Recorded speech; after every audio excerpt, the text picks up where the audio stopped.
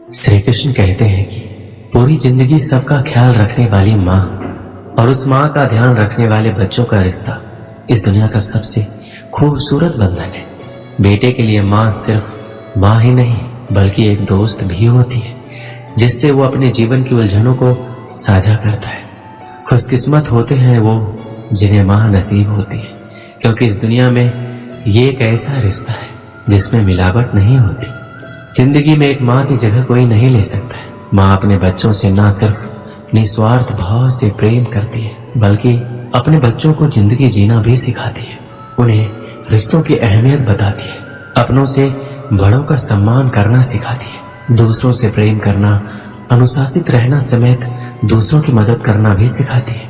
अर्थात एक इंसान अपनी माँ की बदौलत ही समाज में उठने बैठने के लायक बनता है। अर्थात माँ ही एक व्यक्ति की जिंदगी में सब कुछ होती है, क्योंकि माँ से ही इंसान का अस्तित्व होता है।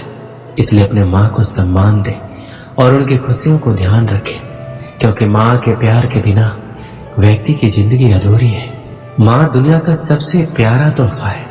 माँ भगवान का रूप होती है, जो न सिर्फ अपने बच्चों से निस्वार्थ प्यार करती है बल्कि उनकी खुशी के लिए किसी भी हद तक गुजर सकती है।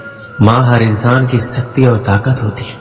माँ न सिर्फ 9 महीने अपने कोख में रखकर दर्द सहकर अपने बच्चों को नया जीवन देती है, बल्कि पूरी जिंदगी साए की तरह अपने बच्चों का साथ देती है। माँ की बेहिसाब ममता को चंद शब्दों में नहीं पिरोया जा सकता। आज मैं आपसे 3 प्रश्न पूछूंगा। पहला प्रश्न, ऐसा कौन है जिस पर लगातार प्रहार करने के पश्चात भी वो मुस्कुराए और आपको सुख दे? आपका उत्तर होगा धरती या वृक्ष। दूसरा प्रश्न, ऐसा कौन है जो बिना आपके कुछ कहे सब जान जाता है, सब समझ जाता है और फिर निस्वार्थ भाव से आपकी सहायता करता है? आपका उत्तर होगा भाई या मित्र। और तीसरा प्रश्न, ऐसे कौन से भगवान है जो स्वयं विष का घूंट पीकर आपको जीवन का अमृत प्रदान करते हैं? आपका उत्तर होगा महादेव। यदि आपके उत्तर यह है तो आपके उत्तर गलत है। इन सारे सवालों का एक ही सही जवाब और वो है माँ। जब आप अपनी माँ के गर्भ में होते हैं तो उस समय उन्हें कितनी लात मारी होगी आपने, किंतु फिर भी वो मुस्कुरा के आपको आशीष देती रही। आपके बिना कुछ कहे वो सब जान जाती और इस जीवन की कठिन परिस्थितियों के विष का घूंट पीकर आपको सुख का अमृत देती है। इस जीवन में आप कुछ भी कर लीजिए, अपने माँ का ऋण कभी नहीं चुका पाएंगे। यदि कुछ कर सकते हैं तो जीवन के आनंद में, उद्यम में और धन्यवाद में अपने माँ को स्मरण रखिए। माँ का रिश्ता दुनिया का सबसे खूबसूरत रिश्ता होता है, जिसमें सिर्फ प्यार ही प्यार छिपा रहता है। एक माँ का जीवन पूरी तरह अपने बच्चों के लिए समर्पित रहता है। माँ सदैव अपने बच्चों के बेहतर और स्वस्थ जीवन प्रदान करने के बारे में सोचती है, इस कोशिश में लगी रहती है उसके बच्चे की जिंदगी में किसी तरह का दुख न आए। वो अपने बच्चों की जिंदगी को स्वर्ग बनाने के लिए हर वो प्रयास करती है जो कि संभव है।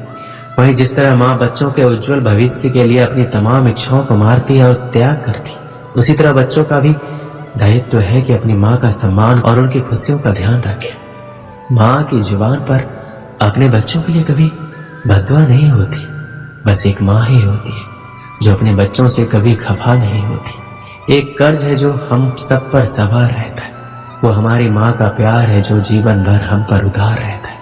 हमने तो अपनी माँ की हंसी को देखकर समझ लिया कि हमारी भी किस्मत बुलंद है। एक माँ की दुआ है इस संसार की सबसे बड़ी दौलत होती है। जो समझ गया वो रईस बन जाता है और जो नहीं समझा वो फकीर रह जाता है। माँ से छोटा शब्द इस संसार में कोई नहीं और इस शब्द से बड़ा अर्थ और किसी शब्द का नहीं। एक अच्छी माँ हर संतान के पास होती है, पर जरूरी नहीं कि एक अच्छी संतान हर माँ के पास हो। जब इस संसार में प्यार को निराकार से साकार होने का मन हुआ, तब जाकर इस धरती पर माँ का सृजन हुआ। एक माँ की ममता वह सुरीली संगीत है जो हर किसी के दिल में उतर जाता है। माँ चाहे कितनी भी अनपढ़ पर अपने बच्चों को जीवन के सबसे महत्वपूर्ण ज्ञान माँ से ही मिलते हैं। माँ चाहे कितनी भी अनपढ़ पर बच्चों को अपने जीवन का सबसे महत्वपूर्ण ज्ञान माँ से ही मिलते हैं। माँ अपने बच्चों के लिए त्याग और उनके लिए अपने प्यार की तुलना किसी से भी नहीं की जा सकती। हर बच्चे की पहली गुरु उसकी माँ ही होती है और माँ जो शिक्षा देती है वह जीवन भर उस बच्चे का साथ देती है। माँ वो होती है जो परिवार में किसी की भी जगह ले सकती है, पर पूरे परिवार में कोई नहीं होता जो एक माँ की जगह ले सके। जब एक रोटी के 4 टुकड़े होते हैं तो खाने वाले 5 लोग होते हैं।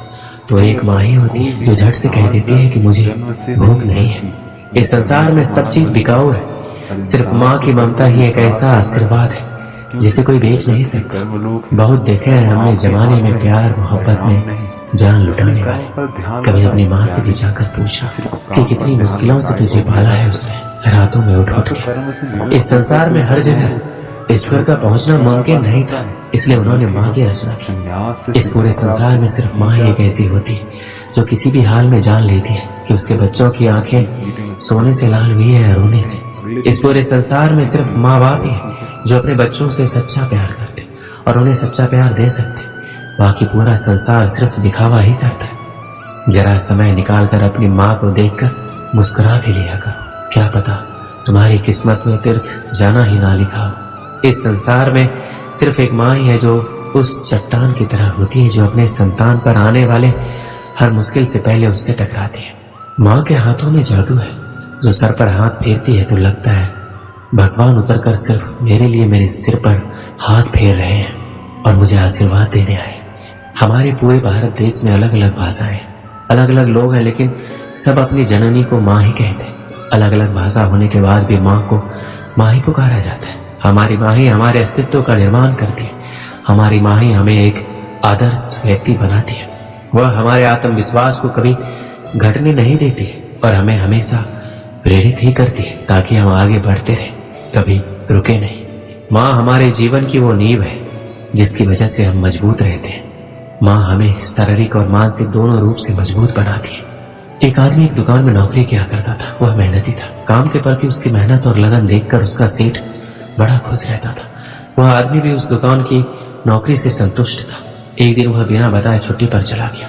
सेठ उस दिन सोच में पड़ गया, क्योंकि ऐसा पहले कभी नहीं हुआ था। वह सोचने लगा, ऐसी क्या बात हो गई कि ये छुट्टी पर चला गया और मुझे बताया तक नहीं।